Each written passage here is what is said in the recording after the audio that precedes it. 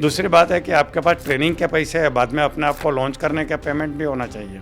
ज़्यादा लोग क्या करते हैं, इधर उधर से लोन लेके, मेरी जैसे 1.5 लाख फी थी तो 1.5 लाख फी दे देते हैं। अरे आज पान का गल्ला स्टार्ट करना है तो 10-20 लाख रुपया लगता है। एक हवालदार के नौकरी के लिए 2-5 लाख रुपया आपको खर्चा करना पड़ता है। मगर डिप्रेशन का पेशेंट जिन्होंने दवाई स्टार्ट की, उसको मेरी एडवाइस है कि बिना डॉक्टर को पूछे कभी अपनी दवाई बंद नहीं करना। मगर ज़्यादातर लोग डॉक्टर ने बोला चालू रखो फिर भी बंद करते हैं। कई बार कॉन्फ्लिक्ट हो जाते हैं घर में ही, बच्चे चिड़चिड़े हो जाते हैं, गुस्सैल हो जाते हैं, अपने माता पिता की बात नहीं सुनते हैं, और माता पिता परेशान है कि बच्चे हमारी बात नहीं सुन रहे हैं। सुबह से लेकर शाम तक उसको टोकते ही रहते हैं, ये मत कर, वो मत कर, तेरा ये अच्छा नहीं है, वो अच्छा नहीं है। ऐसा कर करके उनका दिमाग इतना खराब कर देते हैं ना। तो मैं हर पेरेंट को बोल रहा हूँ कि ये गलती अगर आप कर रहे हैं तो संभल जाइए, क्योंकि उसका जो एंड रिजल्ट आएगा ना वो बहुत खराब आता है। बच्चा घर छोड़ के चला जाता है, सुसाइड कर लेता है, सब कुछ। मेरे पास बहुत सारे एग्जाम्पल है।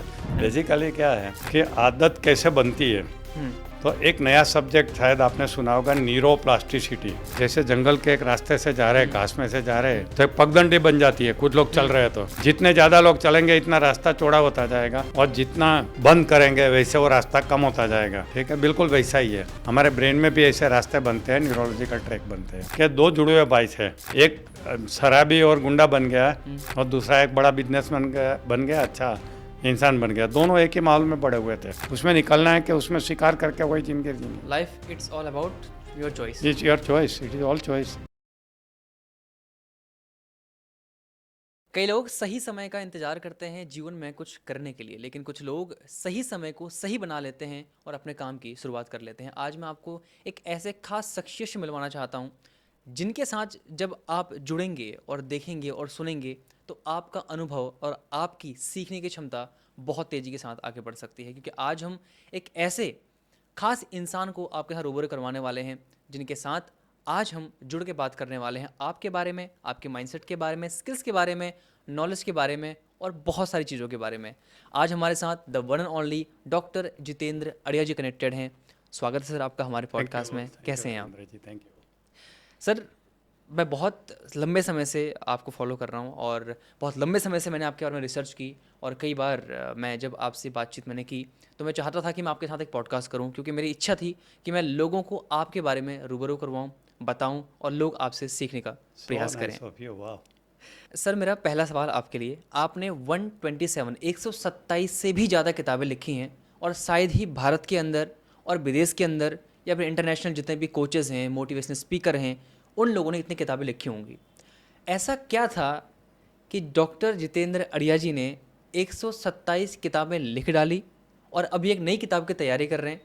तो सर, ये प्रेरणा कहाँ से आई, और क्या ऐसा आपको किसी चीज़ ने इंस्पायर किया कि मुझे इतनी किताबें लिखनी है ताकि मैं लोगों की ज़िंदगी में ट्रांसफॉर्मेशन को लेके आ पाऊँ? Wonderful question. पहली बात तो है कि मेरी पहली किताब थी प्रेरणा का झरना, हाँ जी। जो मैंने पावर ऑफ सबकॉन्शियस माइंड के ऊपर लिखी थी, और पहली किताब बेस्ट सेलर बन गई। क्या बात। 98 में लिखी थी। 27 साल से बेस्ट सेलर के लिस्ट में है मेरी किताब, और 10 भाषा में अवेलेबल हुई।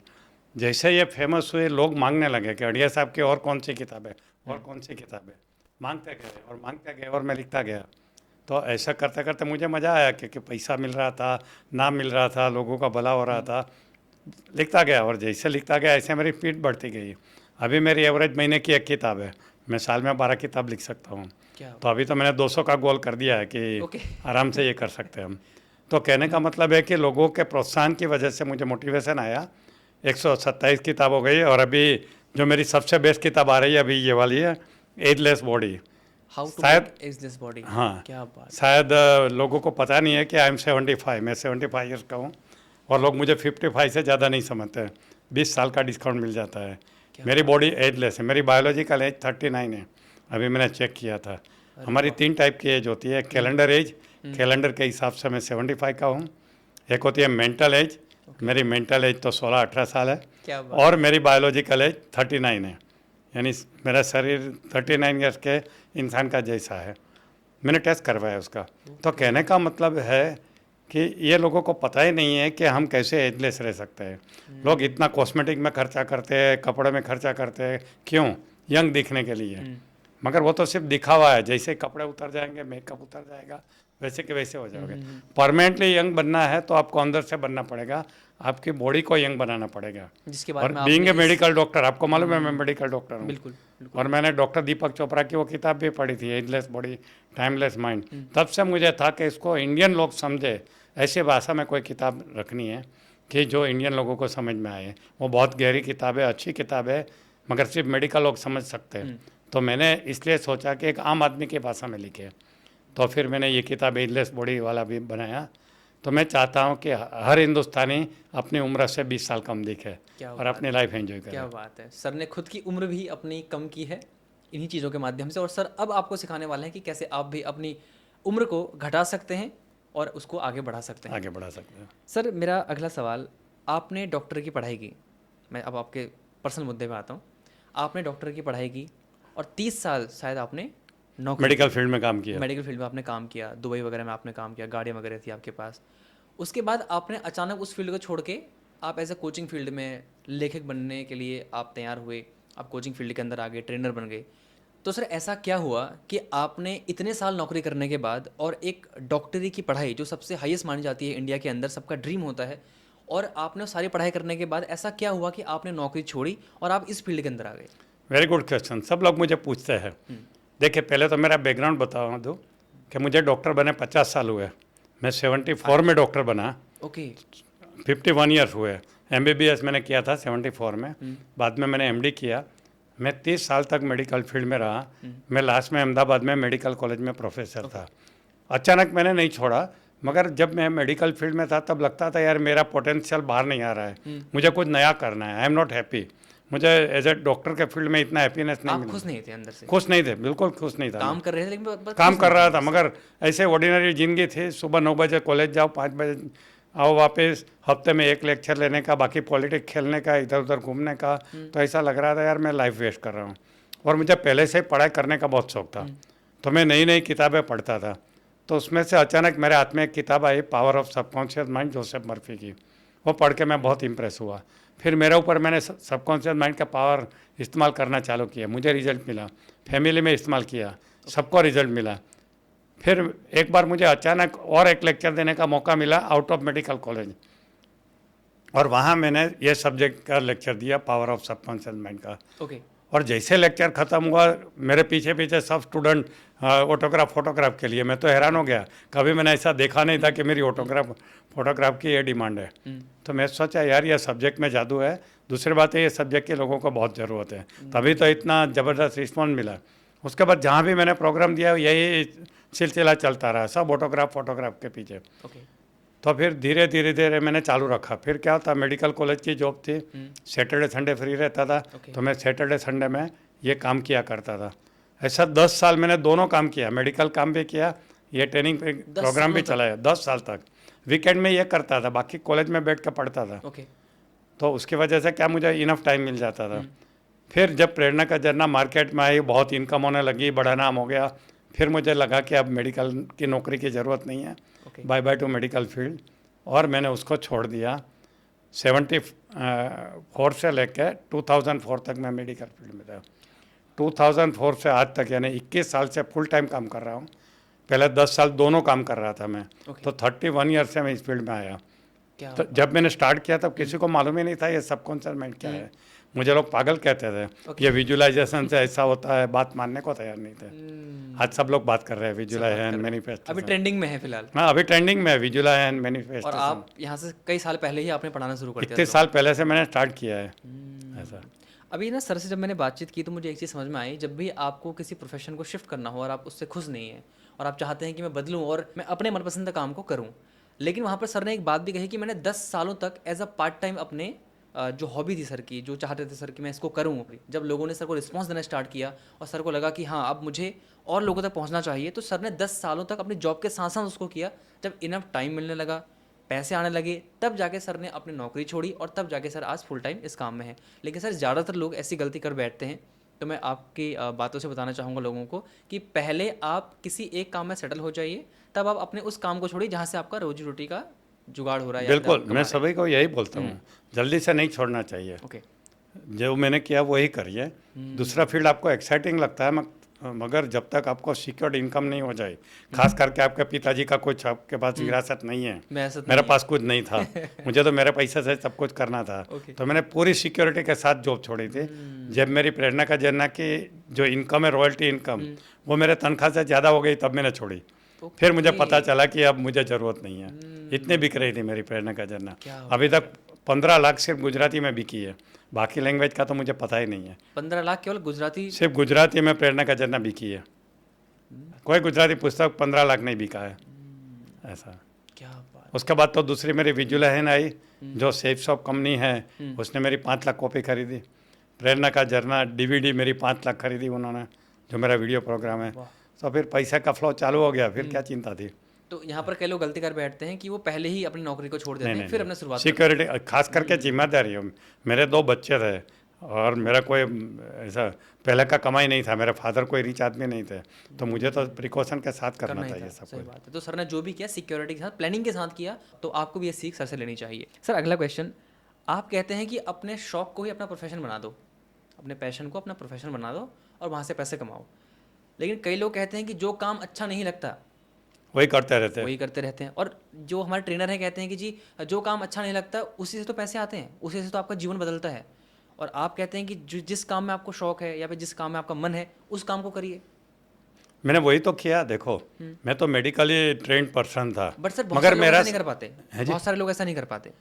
वही तो मैं मेरा एग्जांपल देता हूँ कि मैं मेडिकली ट्रेंड पर्सन था, मगर मेरा वो शौक नहीं था हॉस्पिटल में बैठना और ये स्टूडेंट को पढ़ाना, ये शौक नहीं था। मुझे तो स्टेज पे जाके प्रोग्राम करने का शौक था। तो मैंने सोचा कि मैं इसको मैं प्रोफेशन बना सकता हूँ। इतने में मेरे को ये चांस मिल गया और मैंने देखो ये कर दिया। और ख़ास इसलिए होता है कि जब आप शौक को प्रोफेशन बनाते हैं तो 2 चीज़ होती है। एक तो आप काम करते हुए थकते नहीं हो, और काम के साथ आपका दिल उसके साथ रहता है, एक्साइटमेंट रहता है, तो आपकी क्वालिटी बहुत अच्छी रहती है। और कोई भी काम में सफल होने के लिए 2 चीज़ करनी चाहिए, वो काम को बहुत करो और बहुत अच्छा करो।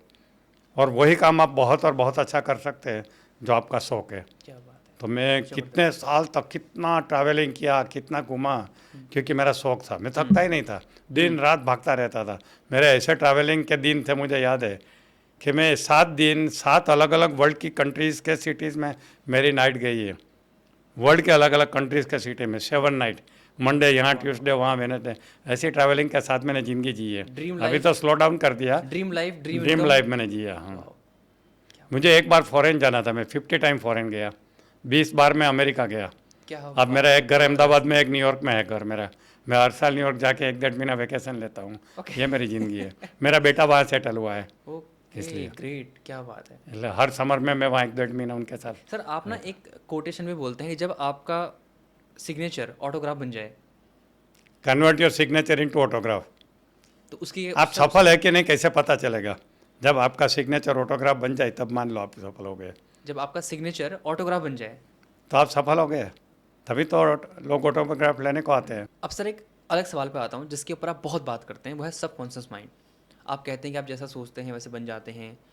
तो कई लोग सर, ये ना दिमाग एक ऐसी मैनुअल है जिसको लोग इस्तेमाल करना नहीं जानते, और सबकॉन्शियस माइंड अगर आप किसी ने इस्तेमाल करना सीख लिया तो वो बहुत तेज़ी के साथ आगे लाइफ में बढ़ सकता है। तो कैसे अपने सबकॉन्शियस माइंड से, अपने मन से, अपने दिमाग से वो काम लिया जाए जिससे हम जीवन में सफल बन जाएं? सबसे पहले तो हमें ये डिसाइड करना चाहिए कि हमें चाहिए क्या लाइफ में। ज़्यादातर लोगों को यही नहीं पता कि हमें जीवन में क्या चाहिए। ओके, तो पहले एक बार बैठ के लिस्ट बना लीजिए हमें क्या चाहिए, जिसको विश लिस्ट कहते हैं। ओके, फिर उसको अगर बेटर वे में करना है तो एक विजन बोर्ड बनाइए, जहाँ हर आपकी विश है, इच्छा है, उसके चित्र बना के लगाइए। सपनों का बोर्ड हम कहते हैं, विजन बोर्ड। और वो विजन बोर्ड को बना के रेडी करके कलरफुल फोटो लगा के कहीं दीवार पे ऐसी जगह लगा दीजिए जहाँ आप बार बार देख सकें। जितना रिपीटेड रिमाइंडर होगा ना, उतना सबकॉन्शियस माइंड जल्दी काम करेगा। नज़र के सामने जिगर के पास में, ये डायलॉग बोलता हूँ, तो आपके नज़र के सामने रहना चाहिए। यस, ओके, तो जिगर के पास तो हमेशा सामने रहना चाहिए। मैं एग्जांपल हमेशा देता हूँ मेरे प्रोग्राम में। मेरा जो छोटा भाई 8 साल छोटा, आज से 40 साल पहले उनको IAS करना था। ओके, उनको पता नहीं था कैसे IAS करूँगा। वो टाइम पे गुजरात में कोई जानता नहीं था IAS। मैं भी ज़्यादा सबकॉन्शियस माइंड के बारे में नहीं जानता था, थोड़ा बहुत जानता था। तो मैंने उसको एडवाइस दिया। वो यहीं सामने ही कॉलेज है उनकी, जहाँ पढ़ता था, HL कॉमर्स कॉलेज, ये जहाँ बिल्डिंग है ना उसके सामने ही। तो मैंने उसको बोला एक काम कर, तू हॉस्टल में रहता है ना, हॉस्टल के दरवाजे पे अभी से तेरे नाम के नीचे आईएएस लिखना शुरू कर। तो पहले तो वो एग्री नहीं हुआ कि नहीं लोग मेरे पे हंसेंगे और ये तो गलत है ये है। मैंने उसको कन्विंस किया तू तेरे लिए लिख रहा है, दूसरे के लिए नहीं लिख रहा है। मेरा लॉजिक ये था कि बार बार कमरे में वो जाएगा ना तो वो देखेगा आईएएस आईएएस, तो उसके रिमाइंडर में जाएगा और उसको हेल्प मिलेगा। मानिए अब 22 साल की उम्र में फर्स्ट ट्रायल में उसने आईएएस पास किया। क्या बात। 38 ईयर्स उसने गुजरात गवर्नमेंट सेंट्रल गवर्नमेंट में काम किया। खास बात है कि नरेंद्र मोदी साहब के साथ 18 ईयर्स तक 1-to-1 काम किया। उसको रिटायर हुए 19 में रिटायर हुआ, 6 साल हो गया। अभी भी मोदी साहब उनको कुछ ना कुछ जिम्मेदारी देते हैं, बड़ी बड़ी छोटी नहीं। अभी गुजरात के चीफ मिनिस्टर के चीफ एडवाइज़र की जिम्मेदारी दी है, अरे वाह। एक यूनिवर्सिटी के चांसलर बनाया है, कितने सारे कॉरपोरेशन, गिफ्ट सिटी है अहमदाबाद के पास, उसके चेयरमैन बनाया है। तो मोदी साहब अभी भी छोड़ते नहीं है, इतना उनको पसंद है। जब मोदी साहब पीएम बन के दिल्ली गए तो 2 ही आईएएस ऑफिसर को अपने साथ लेके गए थे, उसमें मेरा छोटा भाई हसमुख अढ़िया भी था। तो कहने का मतलब है कि सबका कारण क्या है कि उसने मेरी बात मानी, दरवाजे पे लिखा, उसके सबकॉन्शियस माइंड ने उसको आईएएस पास करने में हेल्प किया और फिर उनकी ज़िंदगी की शुरुआत हुई। सर इसको ना आप इमेजिनेशन से भी जोड़ कर देखते हैं। जैसे आपने कहा कि आप जो बनना चाहते हैं उसको सबसे पहले आप लिखना चालू करें और विजन बोर्ड बना के आप उसे अपने नज़रों के सामने रखें, बिल्कुल ताकि वो बार बार आपकी नज़रों में पड़ता रहे और आप उसको सोच के काम करते रहें और मेहनत भी करें। बिल्कुल। अब बहुत सारे लोग सर आज के समय में इमेजिनेशन, लॉ ऑफ अट्रैक्शन की सोच के हम अमीर बन सकते हैं, सोच के हम अपने सबकॉन्शियस माइंड से काम ले सकते हैं, बहुत सारे लोग इसकी बात करते हैं। तो क्या इमेजिनेशन और सबकॉन्शियस माइंड आपस में जुड़े हुए हैं या फिर इसे हम कैसे इस्तेमाल कर सकते हैं? देखिए एक और बात बताता हूँ कि जो हमारा दिमाग और माइंड है ना, वो अलादीन की जादुई चिराग की कहानी वाली बात है। ओके। उसमें जो अलादीन था वो हमारा कॉन्शियस माइंड है, जीनी था वो सबकॉन्शियस माइंड है। जीनी सोया हुआ रहता है, उसको पहले जगाना पड़ता है, जगाने के बाद उसको ऑर्डर देना होता है, जो ऑर्डर दोगे वो करेगा। ये कहानी हमारी कहानी है जो लोगों को पता नहीं है। तो मैं लोगों को ये सिखाता हूँ कि चिराग को घिस के जीनी को कैसे जगाना है। तो सबसे पहले सबकॉन्शियस माइंड को अप्रोच करने के लिए आपको ये चिराग को घिसना पड़ेगा, जिसको हम इनर जर्नी या रिलैक्सेशन कहते हैं। रिलैक्सेशन करने के बाद जब जीनी जाग जाता है तो उसको ऑर्डर देना होता है। तो ऑर्डर देने की 5 भाषाएं हैं, उसमें जो सबसे अच्छी भाषा है वो है विजुअलाइजेशन, यानी कल्पना की भाषा, जिसको आप इमेजिनेशन कहते हैं। तो ये एक भाषा है। तो ऐसे उनकी 5 भाषा है, उसमें विजुअलाइजेशन है, एफर्मेशन है, आइडेंटिफिकेशन है, इंटेंशन है एंड फीलिंग है। ऐसी 5 भाषाएं हैं। तो सब लोगों को ये पता नहीं है, मगर ज़्यादातर लोगों को ये विजुअलाइजेशन एफर्मेशन 2 पता है और वो काफ़ी है। जैसे मेरा भाई ने क्या किया था, सिर्फ विजुअलाइज ही किया था, बाकी कोई भाषा इस्तेमाल नहीं किया था। प्लस पावर ऑफ इंटेंशन, उसके अंदर एक ज़बरदस्त इच्छा थी कि मुझे आईएएस ऑफिसर बनना है। जब आई की किताब है पावर ऑफ इंटेंशन, संकल्प शक्ति। तो ये 5 में से कोई भी लैंग्वेज यूज़ करो ना तो आपको रिजल्ट मिलता है। मैं तो बोलता हूँ 5 करो, फ्री में, कोई खर्चा नहीं है। दूसरी भाषा में कहे तो subconscious mind is a programmable computer and conscious mind is a programmer. तो ये प्रोग्रामर सबकॉन्शियस माइंड नाम के कंप्यूटर में प्रोग्रामिंग करने के लिए कुछ लैंग्वेज रहती है। तो ये 5 प्रोग्रामिंग लैंग्वेज है, intention, identification, visualisation, affirmation and feeling. ये 5 की 5 भाषा का अगर आपको पता चल गया और इस्तेमाल किया तो जैसे मैं लाइफ जी रहा हूँ ऐसे सब लोग लाइफ जी सकते हैं। तो सर ने अब यहाँ पे कुछ बातें बताई, वो आपको बहुत ही ध्यान में रख के अगर आप चाहते हैं कि इमेजिनेशन और माइंड की पावर का इस्तेमाल करें तो सर ने कुछ चीज़ें बताई, वो आपको फॉलो करनी चाहिए। सर अगला मेरा सवाल, कहते हैं मौत से भी बड़ा जो डर लोगों को दूसरा लगता है वो है स्टेज में चढ़ के बोलने का डर।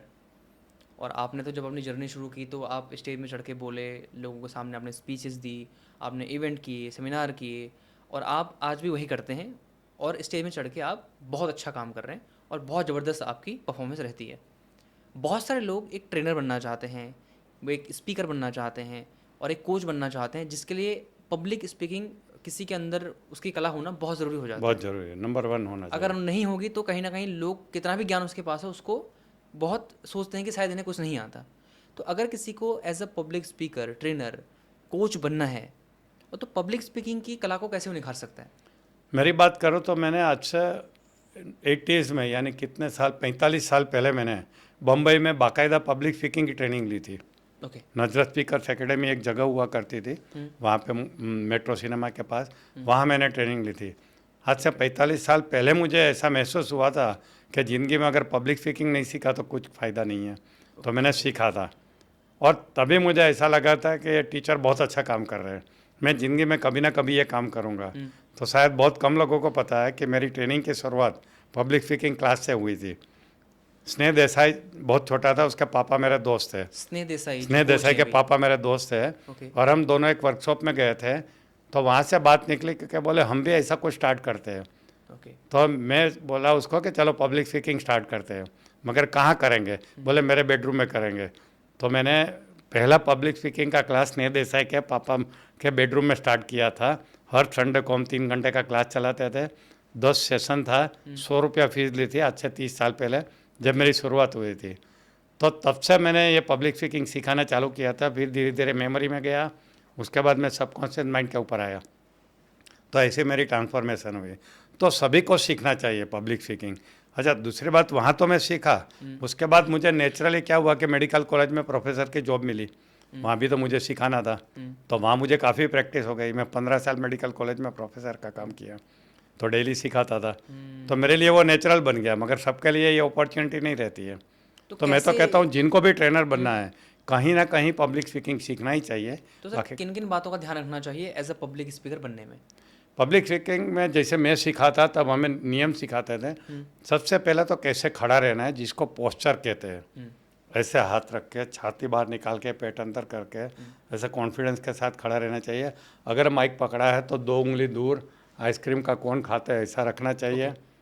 2 उंगली दूर। Mic, okay. क्योंकि लोगों ठीक है। को मैंने देखा है ज़्यादातर लोगों को माइक पकड़ना ही नहीं आता है। या तो यूँ कर लेते हो। अरे ऐसा भी पकड़ते हैं। अभी एक बड़े आदमी के बेटे की जिसकी शादी हुई, वो अपने बेटे की शादी के फंक्शन में वो बोल रहे थे उसने गलत माइक पकड़ा था। ओके। समझे ना, दुनिया जानती है उनको। तो कहने का मतलब है कि इतने बड़े जगह पे पहुंच गए फिर भी माइक पकड़ना नहीं आता है। मुझे याद है कुछ साल पहले मेडिकल कॉलेज में एक हमारी मिलिट्री के ये जनरल आए थे, जो टॉप पोस्ट पे थे मिलिट्री के, उनको बुलाया था एज ए गेस्ट स्पीकर, तो उसने ठीक से माइक नहीं पकड़ा था। अरे हिंदुस्तान की मिलिट्री के जनरल होके आपने माइक गलत पकड़ा है और आप पब्लिक के सामने बोल रहे हैं। तो मैंने देखा है कि मोर देन 50% लोग गलत माइक पकड़ते हैं। ओके। ऐसा होता है। तो माइक कैसे पकड़ना ये बहुत ज़रूरी होता है। तो पोस्चर, जेस्चर, फिर बॉडी लैंग्वेज होनी चाहिए। ऐसा सीधा खड़े रह के बोलेंगे तो कुछ फ़ायदा नहीं है। आपने वो सुरेंद्र शर्मा को जानते हैं ना, वो हरियाणा वाला जो जोक करता रहता है, हाँ जी, हाँ जी, हाँ जी। तो वो कैसा सीधे ही बोलते रहते हैं, बॉडी लैंग्वेज होती नहीं है, मगर हंसी के लिए तो चलता है ऐसा, चलता है। बट बॉडी लैंग्वेज होनी चाहिए। तो जेस्चर बोलते हैं, उसके बाद माइक कैसे पकड़ना है, फिर आई कांटेक्ट कैसे करना है, हम सिखाते थे। शिपिंग आई कांटेक्ट यानी पूरी तरफ देखते रहना है, कोई भी को ऐसा नहीं लगना चाहिए मेरे सामने नहीं देख रहा है, नहीं तो ऑडियंस आउट ऑफ कंट्रोल हो जाता है। उसके बाद आपका वॉल्यूम, वॉल्यूम इतना होना चाहिए कि पीछे वाले को सुनाई दे और आगे वाले को तकलीफ नहीं हो। मैं यूजुअली बड़े हॉल में ऐसा पूछता हूँ पीछे वाले को, आपको सुनाई देता है तो हाथ ऊपर करिए, तो वो हाथ ऊपर करते हैं तो सुनाई देता है, और सामने वाले के बॉडी लैंग्वेज से पता चल जाता है कि उसको तकलीफ नहीं हो रही है लाउड वॉल्यूम से। ऐसा है। तो वॉल्यूम, फिर पिच यानी आरो आवरो कहते हैं उसको, कि जब जोर से बोलने की ज़रूरत है तो ज़ोर से बोलिए, धीमे से बोलने की ज़रूरत है तो धीमे से बोलिए। अप एंड डाउन होता है। तरुण सागर स्वामी ऐसा बोला करते थे, शायद आपने सुना है, तो कभी एकदम ऊपर चले जाते थे, कभी नीचे आ जाते थे। इसको आरो आवरो या पिच कहते हैं। उसके बाद होता है कितना बोलना, वो भी ज़रूरी है, बोलते ही नहीं रहना है। तो आपकी स्पीच कितनी लंबी होनी चाहिए, तो आपकी स्पीच भी ऐसी होनी चाहिए कि पूरा टॉपिक भी कवर हो जाए और आपका इंटरेस्ट भी बना रहे, तो उसकी लेंथ ऐसी होनी चाहिए। बाद में कैसे स्टार्ट करना है ये सीखना चाहिए, कैसे एंड करना है ये सीखना चाहिए, कैसे बॉडी ऑफ द टॉक रखनी चाहिए, कैसे एग्जाम्पल देना चाहिए, कैसे जोक्स मारनी चाहिए। आपने मेरा फुल प्रोग्राम कभी बड़ा वाला अटेंड किया है कहीं पे, जो 1000 लोगों का 2000 लोगों का होता है? नहीं किया मैंने। वो नहीं किया है। उसमें आप देखोगे ना, थोड़ी फ्रीज हो जाती है एकदम, एक किसी की आवाज़ नहीं आती है, किसी के फ़ोन नहीं बजता है, और कोई इधर उधर नहीं देखता। ऐसा मैं हिप्नोटाइज करके रख देता हूँ। ओके। 3 घंटा 5 घंटा कितना भी घंटा हो। एक रमेश ओझा करके हमारे यहाँ बहुत बड़े कथाकार है, नाम सुना है, भाईश्री करके, कभी गूगल कर लेना।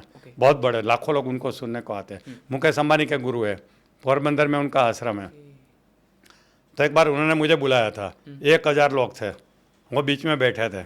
मैंने प्रेरणा का झरना चालू किया, 1.5 घंटे के बाद मैं यूजुअली ब्रेक देता हूँ। तो बीच में मैंने 1.5 घंटा हुआ, घड़ी में देख के बोला भाई श्री ब्रेक करे। बोले ब्रेक की क्या ज़रूरत है, चालू रखो।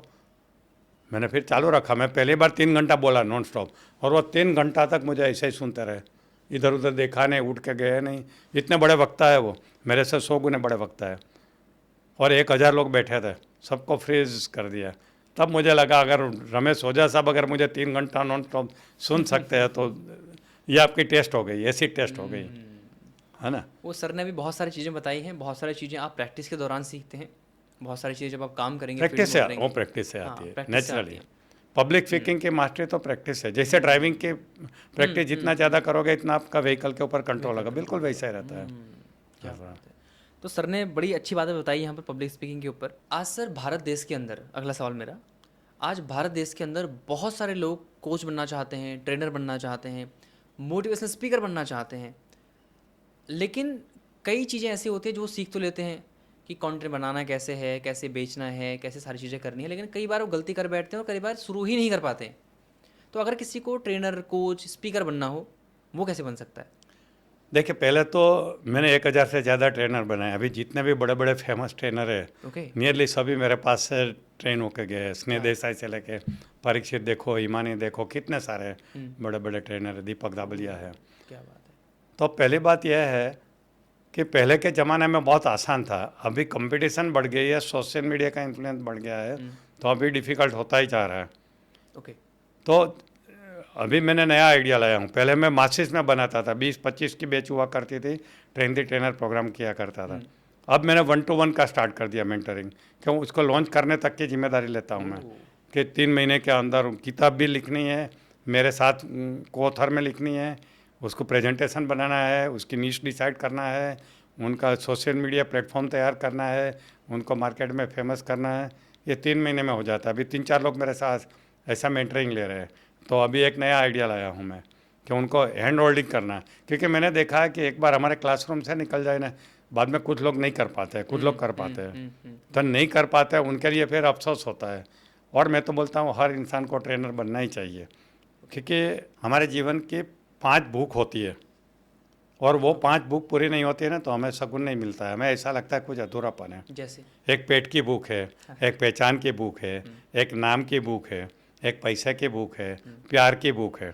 ये सब भूख हमारी जब पूरी होती है ना तभी हमें अच्छा सुकून मिलता है।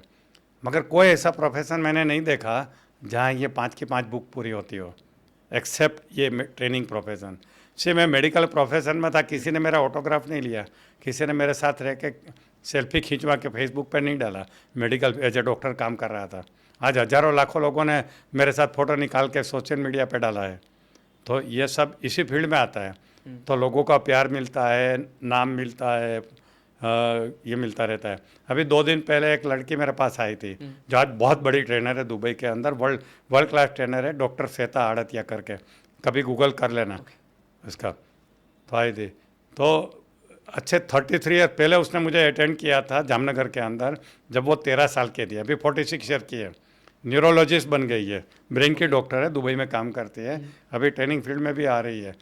तो मुझे आके बोले, मुझे तब आपको स्टेज पे देखा तब से मुझे था कि मुझे आपको मिलना है। ऐसी उनकी इच्छा थी। देखिए, और 33 ईयर के बाद हम मिले, इतने बड़े बनने के बाद। बोले मैं आपकी वजह से डॉक्टर बनी, आपका प्रोग्राम अटेंड करके आज मैं जो भी हूँ उसमें आप मेरे प्रेरणा मॉडल है। ऐसा तो ऐसे दुनिया में कितने लोग हो गए जिनको मैंने ऐसा प्रेरित किया होगा। और फिर उसकी इच्छा भी थी कि हम साथ में काम करें। तो उसने बताया हम साथ में काम करें। मैं बोला हाँ बिल्कुल करेंगे, because she is very capable.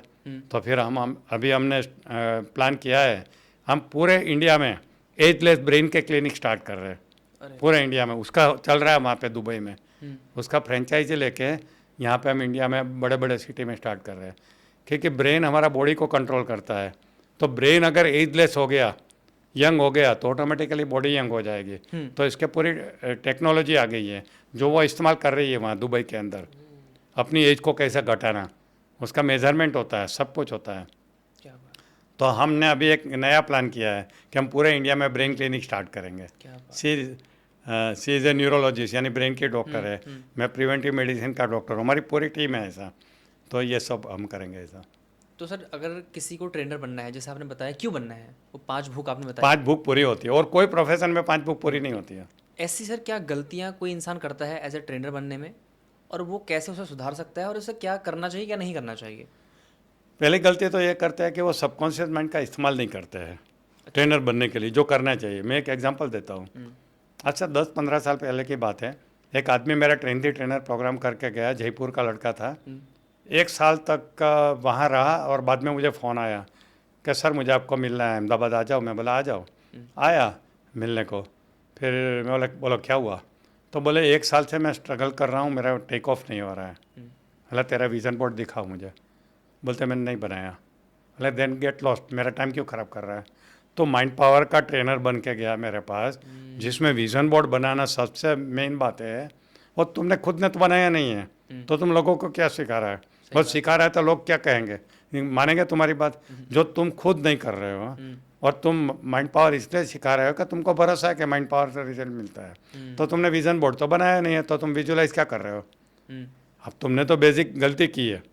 और जो 1.5 लाख रुपया दे के मेरा ट्रेनर बन के गए, तब मैंने जो सिखाया उसको तुमने इम्प्लीमेंट नहीं किया, तो मैं फ्री में एडवाइस दूंगा तुम्हें, तो तुम इम्प्लीमेंट क्या करोगे बताओ? नहीं कर पाएंगे, है ना? फिर मैंने बोला तुम्हारा ब्रोशर कहाँ है? वो ज़माना में ब्रोशर हुआ करता था। तो बोला नहीं बनाया। बोला तुम्हारा विजिटिंग कार्ड कहाँ है? मैं वो टाइम पे सिखाता था क्या आपका as a trainer visiting card होना चाहिए, ब्रोशर होना चाहिए, वेबसाइट होनी चाहिए, आपका विजन बोर्ड होना चाहिए, सब कुछ होना चाहिए। उसने एक भी चीज़ फॉलो नहीं किया था, और मेरे पास आके बोलता है कि मेरा टेक ऑफ नहीं हो रहा है। तो कितनी सारी गलतियाँ की थी उसने। तो पहली बात यह है कि जो ट्रेनर ने कहा, जिनके पास आपने ट्रेनिंग लिया एज ए ट्रेनर, उनकी हर एक बात को लिटरली फॉलो करो। मेरा एक ट्रेनर है कोचीन में, डॉक्टर पीपी विजयन, कभी गूगल कर लेना। मेरे से भी बहुत बड़ा ट्रेनर बन चुका है, पूरी दुनिया में घूमता रहता है। तो वो इतना सिंसियर स्टूडेंट निकला। मैंने केरला में उसके लिए मैंने ट्रेनर प्रोग्राम किया था, मलयाली लोगों के लिए, अंग्रेजी में। उसमें से वो एक ही साइन हुआ। लिटरली मैंने जो बोला था उसने करके दिखाया, जो वहाँ मैंने सिखाया था ना, एक भी चीज़ छोड़ी नहीं। कमिटमेंट उसका। पीपी विजयन कभी ये कर लेना, सब दर्शकों को बोलता हूँ, डॉक्टर पीपी विजयन कोचिन से। ऐसा एक विठल कोटेकर करके 10th पास लड़का था सिर्फ, वो आया, मैंने जो सिखाया वो सब कुछ किया। आज लाखों रुपया कमा रहा है, यहाँ रहता है, महाराष्ट्र में रहता है। तो विठल कोटेकर गूगल करोगे तो मिलेगा। लिटरली मैंने जो बोला उसने फॉलो किया। दीपक धाबलिया करके एक बम्बई में रहता है, तो उसने भी मैंने जो बोला ना वो लिटरली फॉलो किया। मैं ट्रेनिंग प्रोग्राम में बोलता हूँ आप अपने सेमिनार के हॉल बुक करके आना 1 महीने के बाद का, क्योंकि जाके आपको करना है, नहीं तो मैं बैठना नहीं दूंगा। है ऐसे मजाक करता हूँ, बैठने देता हूँ।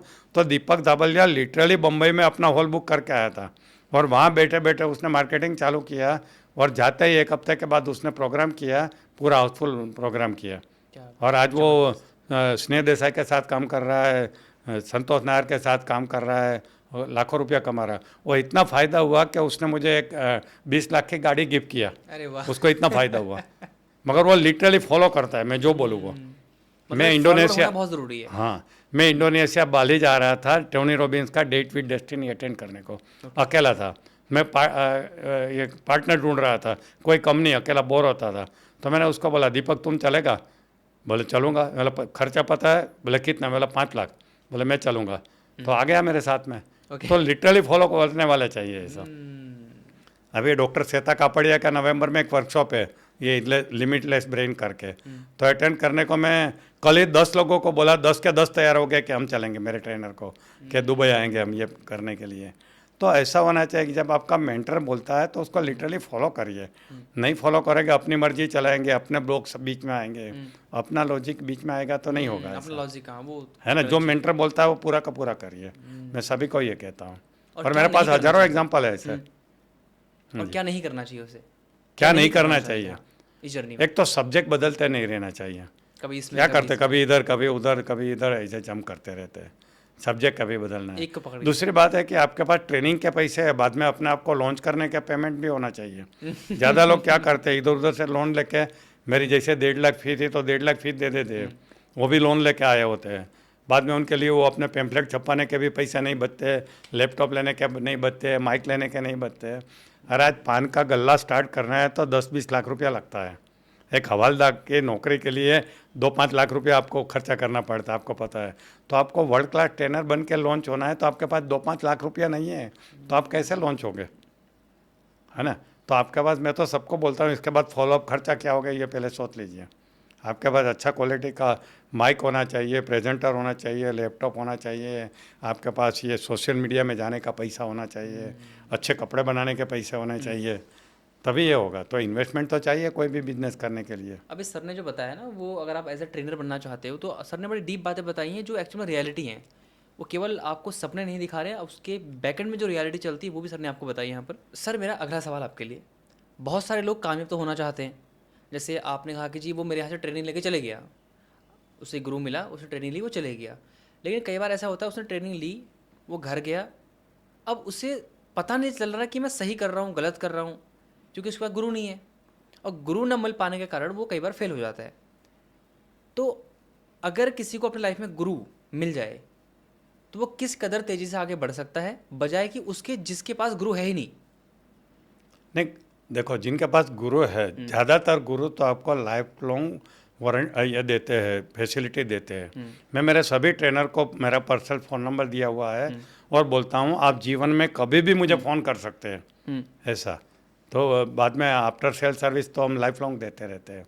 मैं कभी भी ऐसा, सिर्फ ये बोलना है कि वो टाइम पे मैंने यहाँ पे आपका ये सेमिनार वर्कशॉप किया था और अभी मुझे ये प्रॉब्लम है, एनी टाइम इन लाइफ। और आज भी आते हैं, मेरे फ़ोन आते हैं और मैं उनको हेल्प करता रहता हूँ।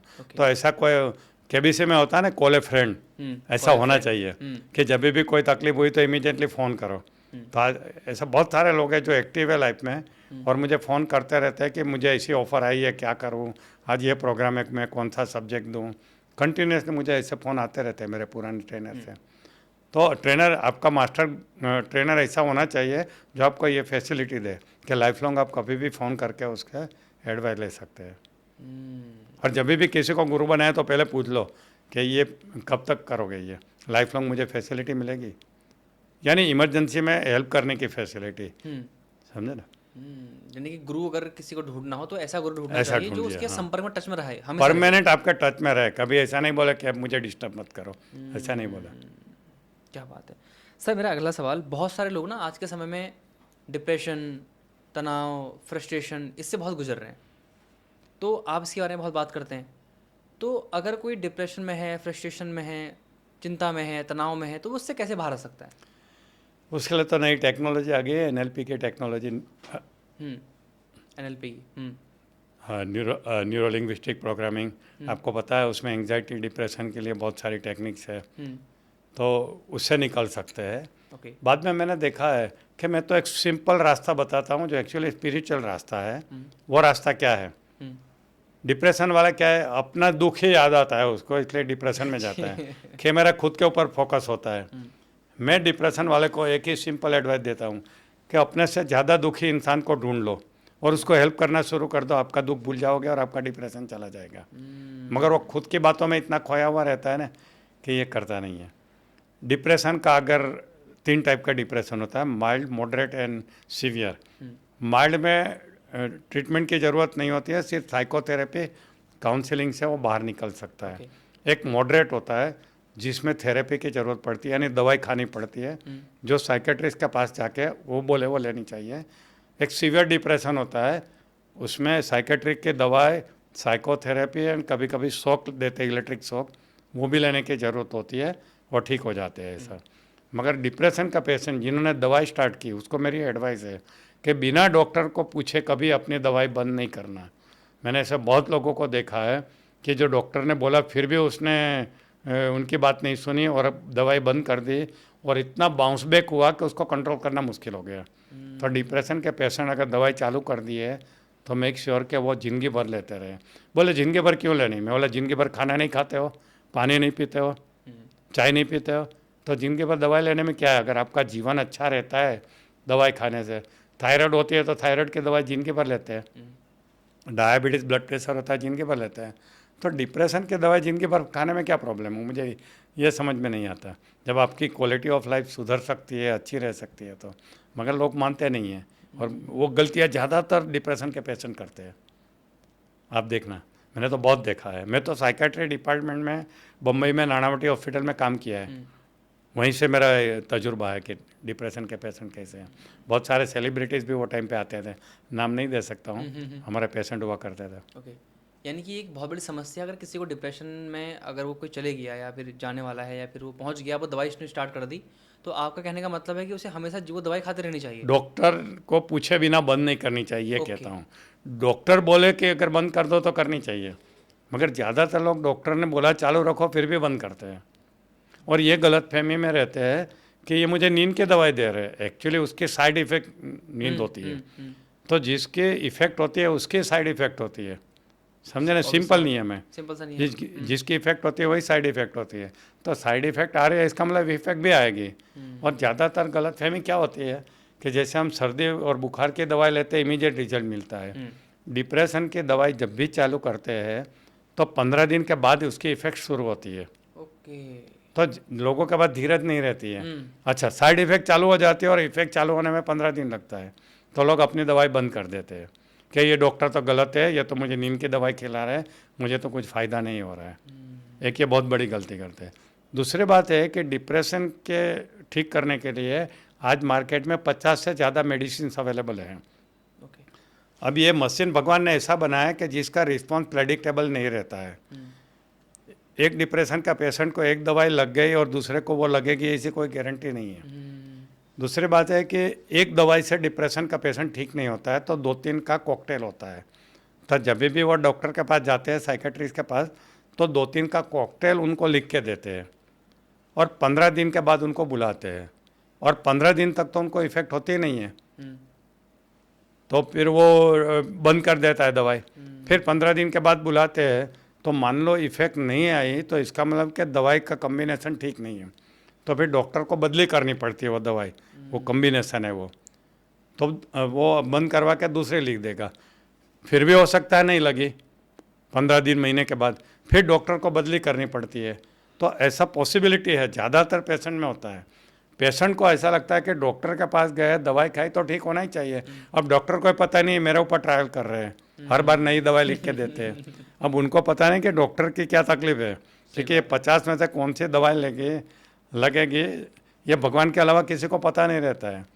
तो डॉक्टर को ट्रायल ही करना पड़ता है, उनके एक्सपीरियंस से जो 2-3 का कम्बिनेशन सही लगता है वो दवाई दे देते हैं और वेट करते हैं 15 दिन महीना, नहीं लगी तो फिर कम्बिनेशन चेंज करते हैं।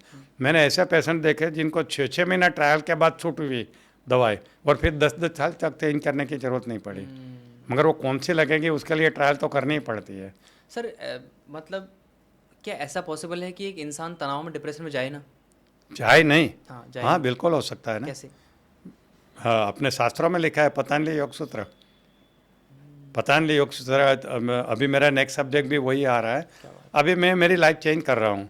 मैं अभी प्रोफेशनल लाइफ बंद करके मैं सिर्फ सेवा का काम स्टार्ट कर रहा हूँ, जिसमें मैं पतंजलि योग सूत्र और जीवन विद्या 2 सब्जेक्ट लेके आ रहा हूँ, जिसमें मेरा कोई प्रोफेशनल चार्ज नहीं होगा और मैं फ्री में सिखाऊंगा। क्योंकि मैंने देखा है कि हमारे हर प्रॉब्लम का सॉल्यूशन उसके अंदर है, हर प्रॉब्लम का, पतंजलि योग सूत्र में। तो पतंजलि योग सूत्र के अंदर जो रीत लिखी है उसको फॉलो करोगे तो कभी डिप्रेशन आएगा ही नहीं, ऐसा है। और किसी को पता नहीं, आपको पता है पतंजलि योग सूत्र क्या है? नहीं पता है ना, आपने बहुत सारी किताबें पढ़ी होगी, मगर मैंने जितनी पढ़ी है ना उसमें सबसे बेस्ट ये है, और बियॉन्ड माइंड पावर है, मैं तो बोलता हूँ। तो अब ये मैं बियॉन्ड माइंड पावर लेके आ रहा हूँ जो पतंजलि योग सूत्र है। माइंड पावर सिखाने का पैसा लेता था, बियॉन्ड माइंड पावर फ्री में सिखाऊंगा। ओके, क्या बात मुझे है। ये करना है। ज़बरदस्त। ऐसा। सर एक अगला सवाल, जैसे ना आजकल बच्चे हैं और उनके माता पिता चाहते हैं कि हमारा बच्चा बेस्ट बने, वो तरक्की करे, जीवन में खुश रहे, आगे बढ़े, लेकिन कई बार क्या होता है आजकल पेरेंटिंग में सबसे बड़ी गलती क्या हो जाती है कि बच्चों को, जो पेरेंट्स होते हैं वो आगे बढ़ाना चाहते हैं, बच्चे उनकी बात मानते नहीं हैं। तो क्या होता है कि कई बार कॉन्फ्लिक्ट हो जाते हैं घर में ही, बच्चे चिड़चिड़े हो जाते हैं, गुस्सैल हो जाते हैं, अपने माता पिता की बात नहीं सुनते हैं, और माता पिता परेशान है कि बच्चे हमारी बात नहीं सुन रहे हैं।